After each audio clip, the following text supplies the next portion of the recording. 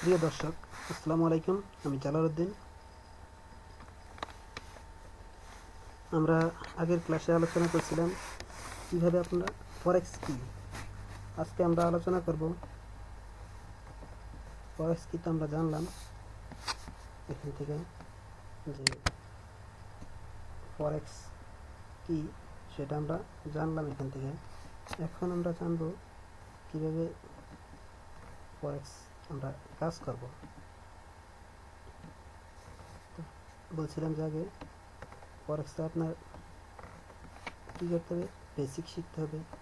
Pips কি, pivot কি, লট কি, ভলিউম কি, টাইম ফ্রেম কি, স্প্রেড কি, টপ লস কি, টেক স্টপ লস কি, টেক প্রফিট কি, লিভারেজ কি, কারেন্সি কি, কারেন্সি জোর পেয়ার কি, কীভাবে ফরেক্স লাভ লস হয়, ডেমো অ্যাকাউন্ট কি, কীভাবে ডেমো অ্যাকাউন্ট তৈরি করতে হবে।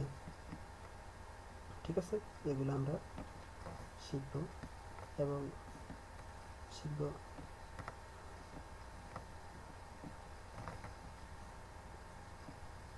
আমরা শিখব মার্কেট অ্যানালাইসিস শিখব। ঠিক আছে, মার্কেট অ্যানালাইসিস মানে আপনি যে ফরেক্স করবেন, ঠিক আছে, ভালো করে শোনেন।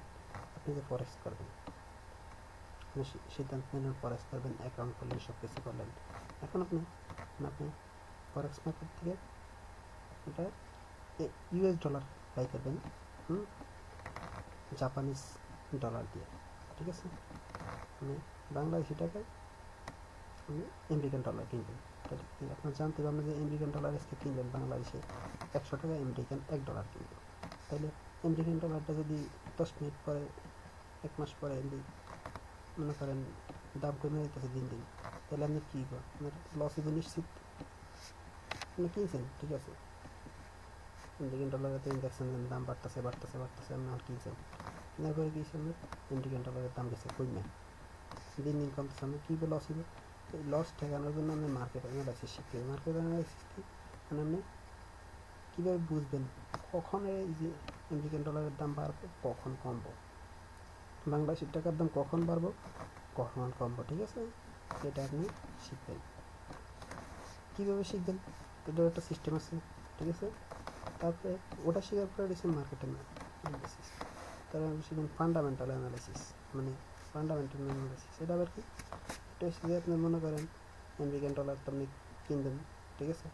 এখন আমেরিকাতে যদি মনে করেন এই ভূমিকম্প হয়, আমেরিকাতে টুইন্টার বাইন্দা গেছে গিয়া, ঠিক আছে, আমেরিকাতে জাহাজ ডুবে গেছে গিয়া, আজকে ডলার কিনলেন, কালকে জাহাজ ডুবে গেছে, এটা তো আপনি জানেন না। তাহলে এই অ্যানালাইসিসটা আপনি কীভাবে করবেন এটা শিখতে হবে। ঠিক আছে, এটার নাম হচ্ছে ফান্ডামেন্টাল অ্যানালাইসিস। তারপর আপনি করবেন টেকনিক্যাল অ্যানালাইসিস। ঠিক আছে, এই মার্কেট অ্যানালাইসিসটি মানে fundamental analysis, technical analysis, sentimental analysis, তিনটার ভিতরে সীমাবদ্ধ। ঠিক আছে, মানে এই মার্কেট অ্যানালাইসিস করবেন এই তিনটা জিনিস দ্বারা, ফান্ডামেন্টাল দ্বারা, টেকনিক্যাল দ্বারা, সেন্টিমেন্টাল দ্বারা। টেকনিক্যাল অ্যানালাইসিস করতে হবে মানে কীভাবে আপনি এই মার্কেট কমবো, কীভাবে বাড়বো, কখন কমবো কখন বাড়বো। আপনি যদি মনে করেন এখন কিনলেন, আপনি জানতে হবে তো আগে যে হ্যাঁ ঠিক আছে ডলারের দাম বাড়বো, তাহলে আপনি শিওর, তাহলে আপনি কিনে ফেলেছেন আপনার অফকোর্স লাভ।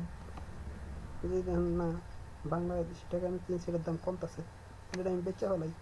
যদি কিনছি কমে দিতেছে, তাহলে আমি এটা বেচা ফেলাই, সেল করে দিই। ঠিক আছে, এগুলো আপনার শিখতে হবে। বুঝতে পারছেন?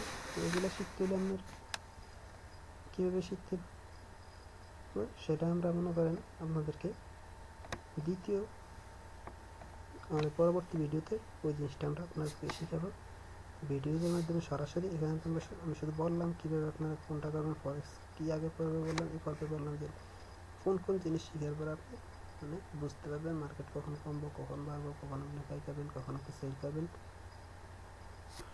ঠিক আছে দর্শক, তাহলে আজকে আমাকে ইজাজত দিন, আমি চলে যাচ্ছি। ইনশাআল্লাহ দেখা হবে বেঁচে থাকলে। আল্লাহ হাফেজ, ভালো থাকবেন সবাই।